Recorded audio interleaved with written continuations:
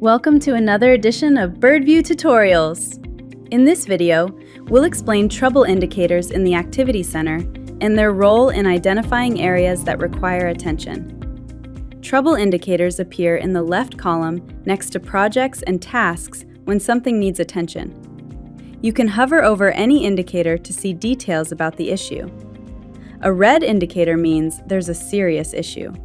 This could be an overdue task, a budget overrun, or a financial metric like the Cost Performance Index falling outside the expected range. A yellow indicator is a warning.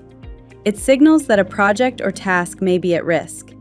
For example, you might see a yellow dot if actual costs are starting to exceed the estimated budget. If multiple items at risk require attention, a numbered box will appear at the project level. Expanding the project will show where the trouble indicators are located at each activity level. Please note that in order for these trouble indicators to appear, the respective fields must be enabled in your current view. You also have the option to snooze trouble indicators.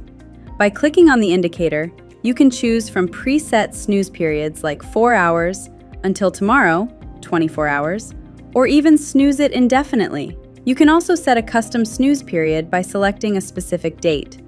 Once the snooze is applied, the red dot will turn gray, indicating that the trouble indicator has been snoozed.